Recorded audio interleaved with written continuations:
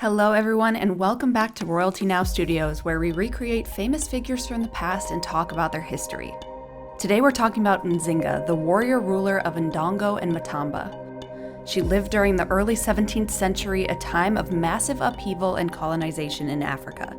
She created relative stability and safety for her kingdom, keeping the Portuguese at bay for decades. Let's learn first about her life and her history, and then I'll reveal my recreation of her from the only known portrait. Let's go ahead and get started.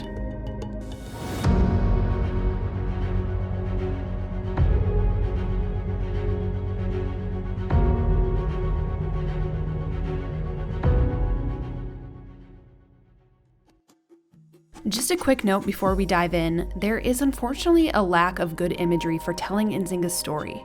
We are lucky enough to stumble upon this beautiful series of illustrations that have been released to the public domain by UNESCO. We won't be changing the graphic style of all our videos to match this, but these illustrate her story so beautifully that we will be using them throughout. Nzinga was born around 1583 into the ruling family of Ndongo on the western edge of Africa, in what's now present-day Angola.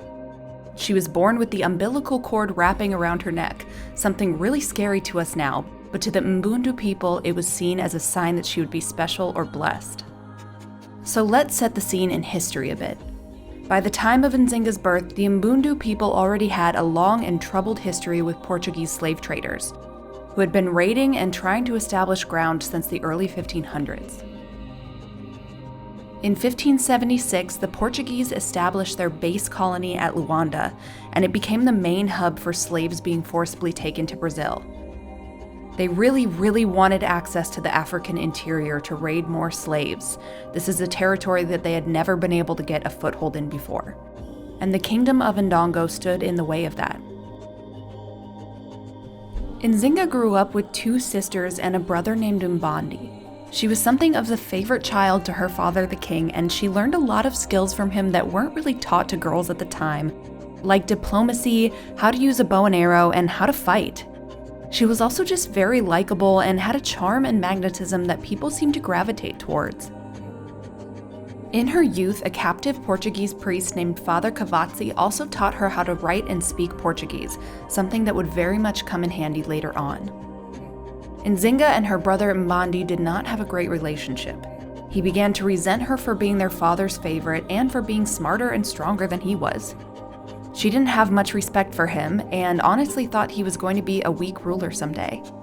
It turned out that not only was he weak, but he was also immensely cruel. In 1617, the king died and Mbandi takes his place on the throne. Mbandi was so threatened that he had many of his rivals killed, including Nzinga's young son and his half-brother. Nzinga and her sister were forcibly sterilized to ensure that they wouldn't have another son to rival him. Fearing for her life, Nzinga fled to the kingdom of Matamba. There's this kind of power vacuum now created in Ndongo, and the Portuguese begin to aggressively raid their cities. They were assisted by the Imangala, a brutal local tribe who helped them navigate the rugged terrain of the African interior. And the Portuguese just gained more and more ground. Mbandi realized that he needed someone to help negotiate with the Portuguese, so he brought Nzinga back into the kingdom and forced her to journey to Luanda to negotiate with the Portuguese governor. There is this amazing kind of folkloric tale that takes place about when Nzinga arrived in Luanda. She arrived in full splendor, totally decked out, and really made a glorious spectacle of her arrival. When she showed up to talk to the governor, he was sitting on this big chair raised far above her. Nzinga asked for a chair to sit, and they presented her with a grass mat to kneel on, indicating her subordination right off the bat. So without batting an eye, Nzinga waved to one of her maids, who immediately got on all fours for Nzinga to sit on her. This allowed Nzinga to negotiate eye to eye with the Portuguese governor and made sure that they didn't underestimate her. Nzinga was really intelligent about the way she played this whole affair. She even became friends with the governor's wife, and she made a big show of converting to Catholicism to ingratiate herself with them, which was essentially just a PR move for her. At this time, she didn't really practice the religion. Nzinga returned to the home court of Ndongo, having struck a deal with the Portuguese. Not long after her return, her brother Mbandi died. Rumors circulate that she had him killed, which may in fact be true. Some think he committed suicide or died by assisted euthanasia. But no matter the method, Mbandi is out and Nzinga is in. She became the regent for Mbandi's young son, but he soon died as well. Again, it's rumored that Nzinga had a hand in this. But now she's the ruler of Ndongo. Tensions between Nzinga and the Portuguese rise up again and again.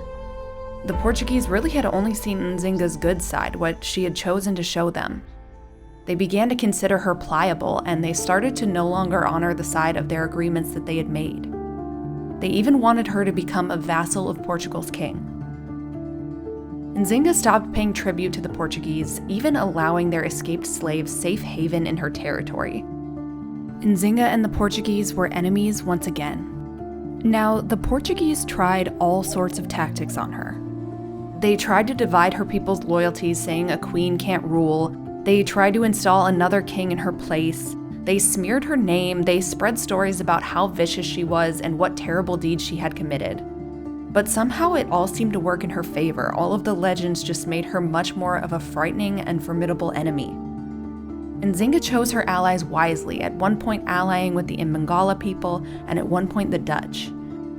She even begins to amass support in new areas, and she brings a new kingdom into the fold, the kingdom of Matamba.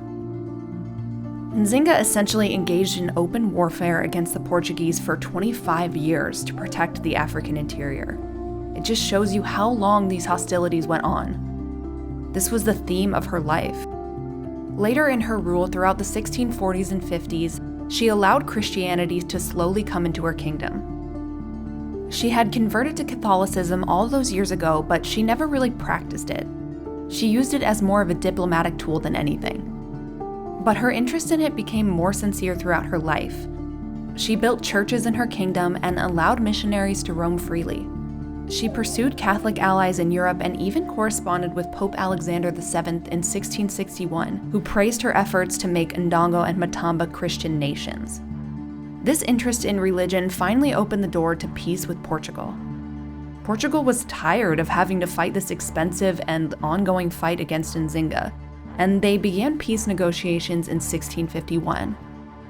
But it would take them until 1656 to fully settle their agreement, and that's when the two nations signed their peace treaty. While her legacy romanticized her for being a fighter of oppression and slavery, the truth here is a bit more nuanced. Unfortunately, as part of the terms of the treaty, Nzinga did allow the Portuguese into the African interior in exchange for personal protection. She allowed them to concentrate the slave market in her capital, providing commerce for her kingdom. After a reign of 37 years and finally peace with Portugal, she died in her sleep at the age of 82 in 1663.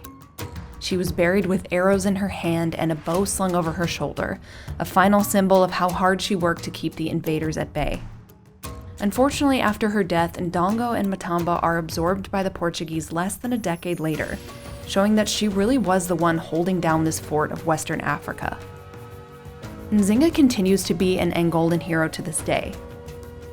As with every ruler, her time as queen was not without its concessions and brutalities from time to time. But her legacy carries on. Her story was inspirational to the freedom fighters of modern-day Angola during their fight for independence from Portugal in the 1970s. So let's talk about Nzinga's appearance. Unfortunately, we don't have quite a contemporary portrait of her. What we do have is a copy of a lost original sketch.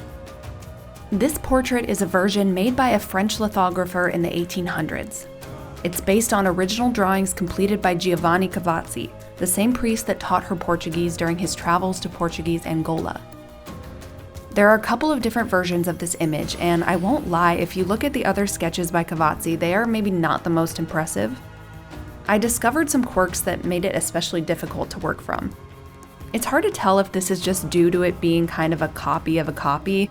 It's very difficult to describe just how weird this portrait is, especially not until you're the artist that's trying to recreate it. The face is painted at a really weird angle to the neck, and the nose and mouth are painted from almost two different perspectives. The nose is almost like a straight-on portrait, and the mouth is at a 3/4 view. So I did have to do my best to translate this into a believable rendering, and therefore a couple of changes have been made here and there. Unfortunately, I couldn't find any photo references for her crown or outfit here, so I've made kind of a past and present hybrid version of her, where she's wearing a similar draped outfit, but she has more of a modern hairstyle and earrings. So I'm sorry for not being able to do the usual where I present the two distinct past and present images. So let's go ahead and take a look at my interpretation of the Nzinga portrait now.